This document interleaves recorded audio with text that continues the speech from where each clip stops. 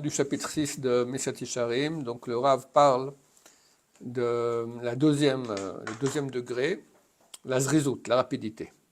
Et donc l'ennemi de la rapidité, c'est la lourdeur, c'est la paresse. Et ici, le roi Salomon, qui dans les Proverbes, qui raconte donc l'histoire il passait près d'un champ de quelqu'un qui était paresseux, il y avait plein de mauvaises herbes, plein de ronces, etc. Et le Rav explique que, bon, il y a bien sûr le sens simple, mais il y a aussi le sens figuré que quelqu'un en Torah ne va pas, par paresse, ne va pas suffisamment investir pour savoir la Torah. Alors à la fin, il pose une question, il ne trouve pas de réponse, et pour finir, il invente des réponses, et il dit sur ce qui est pur, c'est impur, ce qui est impur, il dit que c'est pur.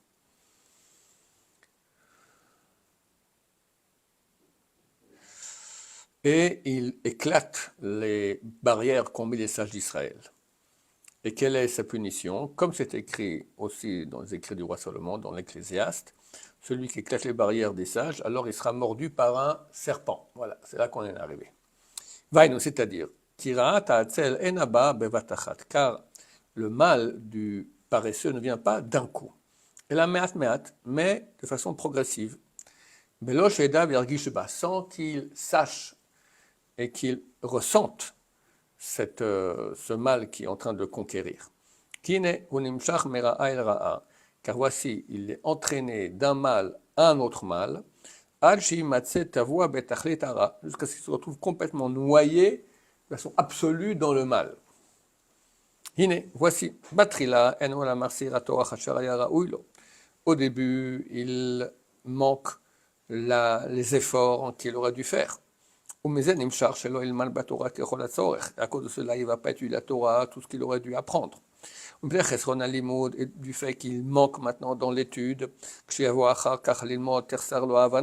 viendra après étudier, il ne va pas comprendre.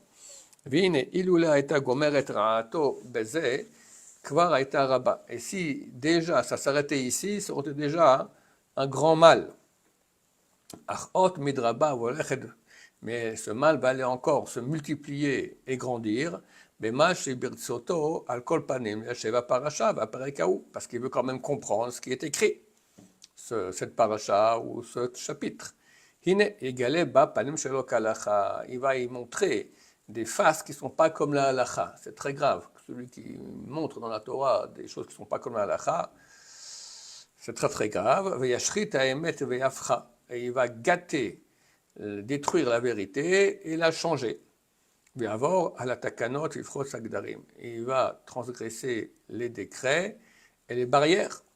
Et sa fin, c'est annihilation. Il sera annihilé.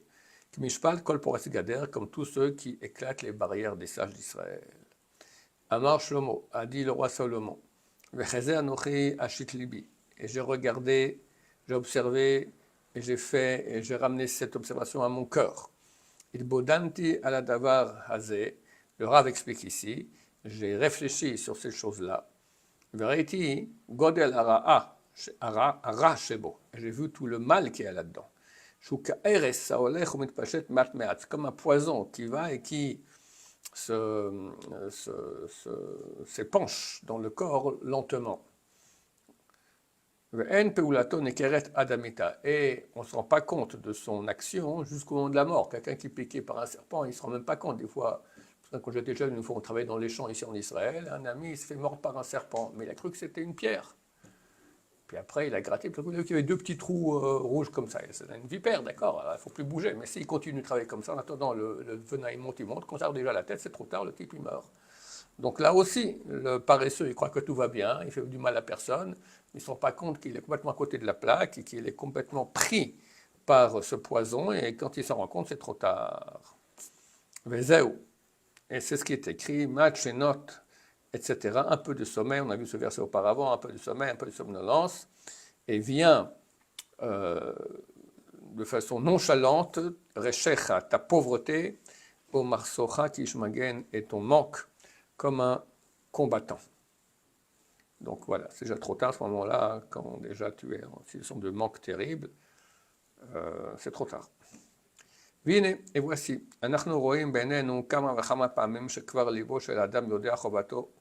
on voit plusieurs fois que la personne,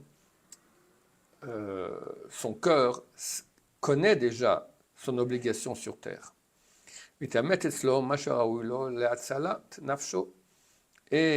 il était authentifié chez lui ce qui lui correspond pour sauver son âme. Et son obligation par rapport à son créateur. Et néanmoins, il le laisse, il abandonne. Pas parce qu'il n'est pas au courant de cette obligation. Et pour aucune raison. Mais parce que la lourdeur de la paresse se renfonce contre lui. Et ça, je crois que chacun peut vérifier chez lui. Il verra beaucoup de... On sait très bien ce qu'il faut, mais t'as une raison, aucune raison. J'ai pas envie, c'est dur, je suis fatigué. Et voilà, et on laisse comme ça passer notre vie à Shem Mishmor. Vaere ou Omer, et voici il dit, Ochal Kima, je vais manger un peu, Oishan Kima, je vais dormir un peu, Okesha Alay Letset Mi Beti, c'est dur pour moi de sortir de la maison. Pachati de Kutonti, j'ai enlevé ma robe de chambre, ça c'est un verset de Shirachirim. Et Chachal Bashena, comment je vais la remettre? Chama Azaba Olam, il fait très chaud dans le monde, à Kararaba, Wakshamim, il fait très très froid, où il pleut. Vechol Sharam Telaot, et tout des sortes de bonnes raisons, entre guillemets, Vatoanot, idem, bonne raison, Asher Pi Atzelim Malem Mehem, dont la bouche des paresseux est remplie.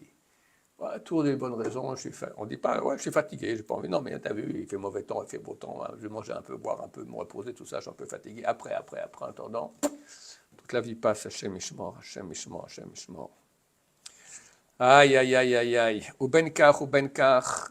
Et en attendant, la Torah munachat, la Torah est déposée, va'avoda mebutelet, le service de Dieu est annulé, va'adam ozev et bor'o, et la personne abandonne son créateur. Uma sheshomo omer, c'est ce que dit le roi Salomon, batzaltaim imach hamekare. Par paresse, le plafond va s'effondrer. Beshiflut yadaim, et par paresse des mains, idlof habayit, il y aura de l'eau qui va couler dans la maison. Bon, c'était à l'époque où il fallait chaque automne refaire bien le toit, etc. Pour pas. Mais quelqu'un de paresseux, il laisse comme ça, en plein hiver, il y a une bonne averse, boum, il y a tout qui tombe. Néanmoins, si tu poses la question aux paresseux, il viendra avec beaucoup de paroles des sages d'Israël, et des écrits de la Bible, et des arguments logiques, qui tous vont lui enseigner, les fidaato, après son avis tordu, d'alléger et de le laisser dans son repos paresseux. Et lui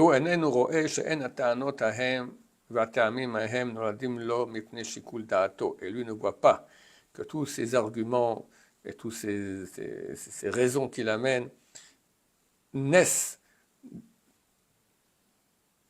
Il ne voit pas.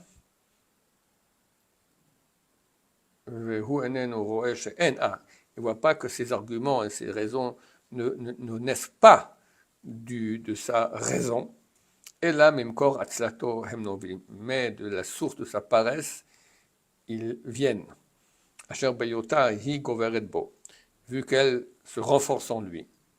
Matadato, elle va faire pencher son esprit, vesirlo, et sa raison, elle est vers ces arguments-là. Asher lo yishma lekol hachachamim, il ne va pas écouter la voix des sages, vanche adea nechona, et les gens qui ont une opinion juste. Lui, il a raison. C'est ce que le roi Salomon crie et dit, Chacham atzel be'enav mishiva mishivetam. Le atzel, le paresseux, il est sage à ses yeux plus que 7 personnes qui donnent des bons arguments. Il dira oui, mais ki atzla enena menachat lo sheye afilu chash le divrei mochechim oto. Car la paresse va le pousser à ne même pas faire attention aux paroles de ceux qui le corrigent. Il va croire que tout le monde se trompe, Veshotim, et sont des sots, Vehu levado chacham, et lui uniquement est un sage. Que Dieu nous protège de cette très mauvaise mida de paresse. J'ai fait un cours une fois qui s'appelle l'ennemi public numéro 1. C'est vraiment ça, je pense. Baruch Adonai, l'olam, amen, amen.